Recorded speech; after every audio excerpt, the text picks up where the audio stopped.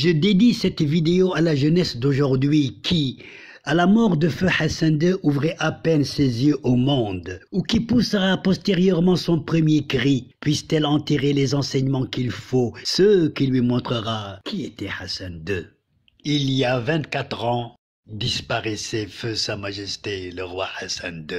En cette circonstance de recueillement national, le roi Mohammed VI a organisé une cérémonie religieuse en mémoire de son père au mausolée Mohammed V à Rabat. Ces photos qui ont fait le tour de la planète. En ce mois de juillet 1999, nous nous en souvenons tous péniblement. En effet, les 30 millions de Marocains émus jusqu'aux larmes en les plongeant dans la consternation. Le monde entier dans le malheur conduisait le souverain défunt à sa dernière demeure, était foudroyé par le décès brutal de leur souverain, en pleurs ou la douleur dans le cœur. Le monde entier, la nation marocaine et les étrangers qui connaissaient sa dimension.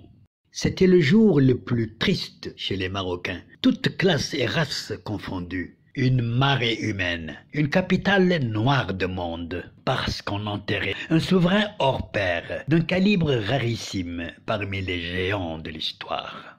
Voici des images indélébiles sur les funérailles, avec des commentaires de la rédaction internationale de la télévision française, présentés notamment par le célèbre journaliste Frédéric Mitterrand. Revivons ces instants aussi émouvants qu'éloquents pour l'histoire, pour l'humanité, mais surtout pour les générations à venir.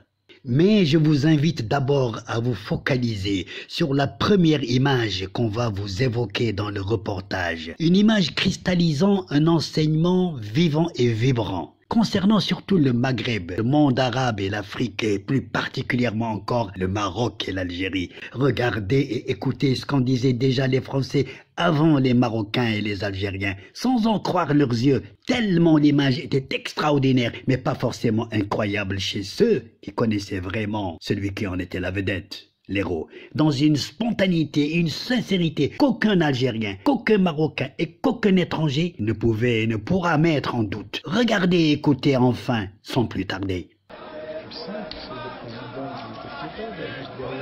Ah oui, juste voilà, derrière le cercueil, le président Bouteflika. Effectivement. Que disait Gérard, c'est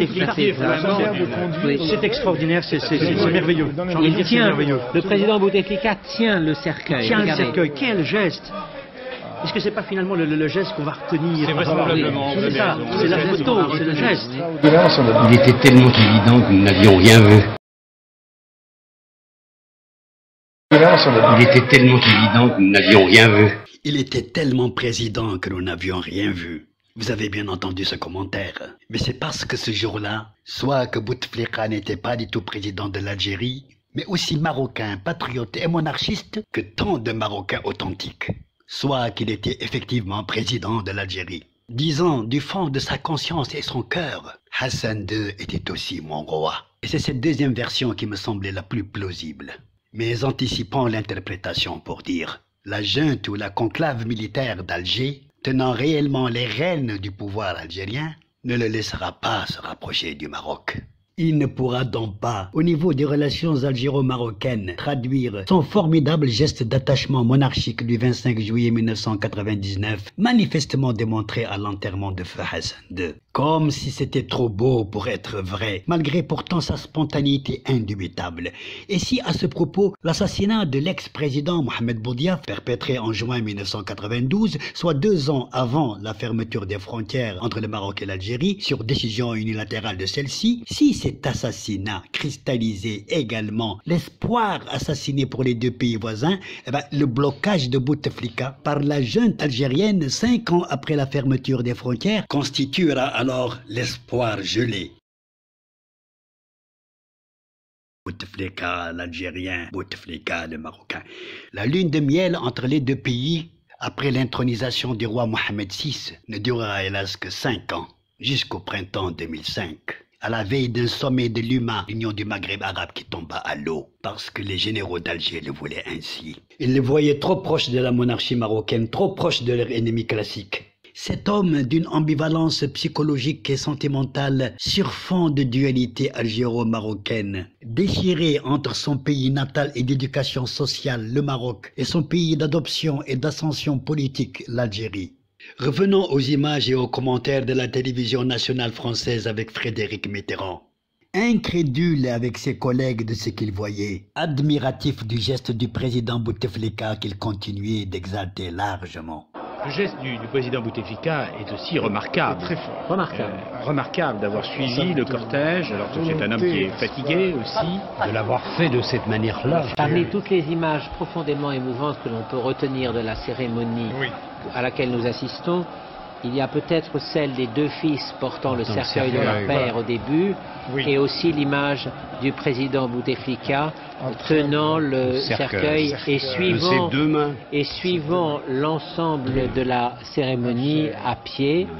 Alors, cette image extraordinaire enfin, mais pas incroyable, nous parlait hier et nous interpelle aujourd'hui comme si, indifférent à tous ceux qui pourraient lui reprocher ce geste combien éloquent parmi les siens à Alger, particulièrement la junte militaire, en se moquant souverainement hier du général Gaïd Salah qui n'aurait pas apprécié son geste, et en se moquant plus royalement aujourd'hui du général Chengreha, lui Bouteflika, à partir de sa tombe, à chaque fois que le vieux général verra ses mains tenant fermement le cercueil de feu Hassan II, père de Sa Majesté le roi Mohamed VI, comme s'il disait au nom de l'Algérie, en sa qualité de chef de l'État algérien: oui, Hassan II était également notre roi, nous les Algériens que je représente ici dans ces funérailles.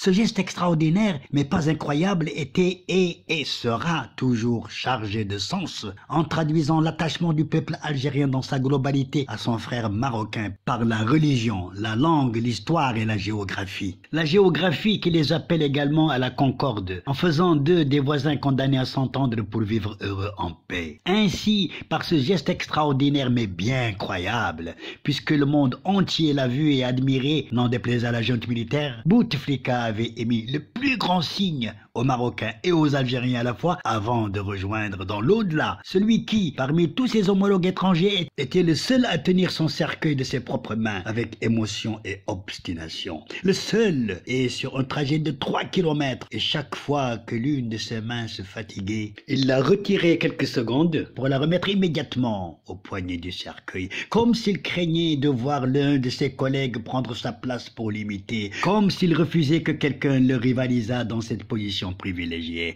y compris le fils du défunt lui-même, qui succéda déjà à son père le jour même de son décès par la BA. Ce geste n'était pas banal, car il exprimait le tréfonds du cœur de Bouteflika. N'aurait-il pas confié un jour au journaliste Paul Balta le fond de sa pensée en lui disant: tu sais, avant d'être président, je me sentais plus marocain qu'algérien. Un sujet de Sa Majesté Hassan II. Je suis un oujdi, c'est-à-dire un originaire d'Oujda, la ville orientale marocaine, conclut-il fièrement. Du reste, ce geste que les Français, Frédéric Mitterrand en tête, trouvaient ce jour-là extraordinaire, avait peut-être trahi Bouteflika, le président, en le rendant manifestement sujet de feu Hassan II après sa mort, comme il le fut discrètement durant son vivant.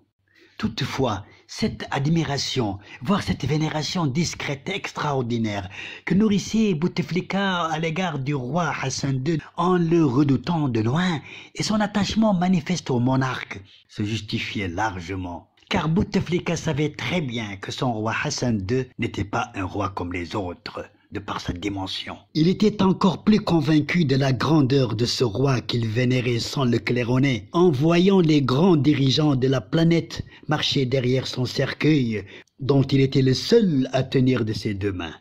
Ce geste d'attachement et de loyauté de Bouteflika sera interprété diversement par des observateurs politiques, des historiens et des journalistes, et tous seront quasiment unanimes sur 3 facteurs essentiels.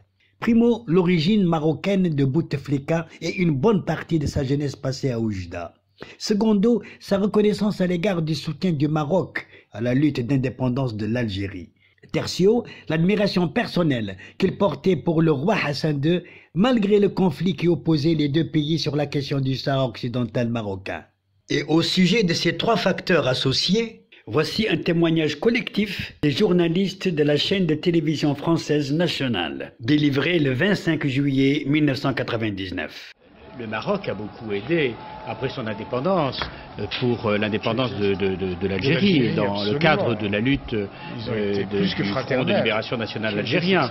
J'espère que le général Chengreha, qui venait à peine d'être promu général à l'époque, ainsi que le président Tebboune, qui venait d'être rappelé par le président Abdelaziz Bouteflika en cette même année 99 au poste de ministre de la Communication et de la Culture, j'espère qu'ils puissent aujourd'hui tous les deux écouter ou réécouter ce témoignage français sur le rôle déterminant du Maroc dans l'indépendance de l'Algérie, dont le défunt Sa Majesté Hassan II, à l'époque prince héritier, était un acteur actif aux côtés de son père, en harmonisant les activités de soutien au FLN et au GPRA, avec notamment le président Farhat Abbas. Tant de chefs d'État et de gouvernement parmi les grands de ce monde étaient présents, à partir de Bouteflika lui-même, le roi Hussein, Yasser Arafat, Ben Ali, Souleymane Demirel, des Occidentaux également, des Africains, Bill Clinton, Jacques Chirac, Juan Carlos, Bill Clinton, Jacques Chirac, Juan Carlos, Abdou Diouf, Omar Bongo, etc., etc. Qui aurait pu conduire tant de chefs d'État dans cette marche, de 3 kilomètres. Sauf ce très grand souverain d'une dimension exceptionnelle. Assister ainsi à ses funérailles, prier derrière le corps pour les musulmans, se recueillir face au cercueil pour les non-musulmans avant son enterrement. Symbolique de cette puissance. Voilà le roi qui embrasse. Oui. Il se prosterne. Le prince Sidi Rachid. Alors, c'est l'appel à la prière. Le prince Moulay Youssef. Alors, c'est l'attestation de la foi. Venez à la prière, venez à la bonne action. Allahu Akbar, Dieu est très grand. Intense émotion, cet adieu d'un fils à son père, cet adieu d'un peuple à son roi. C'est adieu aussi de tant de gens qui l'ont aimé et qui l'ont suivi. Qui était donc Hassan II? Impossible d'évoquer ici tous les attributs et les œuvres incommensurables du regretté souverain. Ce serait une prétention trop orgueilleuse et ambitieuse. En effet, je croyais avoir tout dit, ou presque, sur la vie et l'œuvre de feu Sa Majesté le roi Hassan II, dans mon livre « La dimension d'un roi ». Mais je me suis rendu compte que je n'avais dit que peu de choses sur ce très grand roi, comme l'avait qualifié l'ancien président français Jacques Chirac. À la deuxième partie, si Dieu le veut, je l'espère,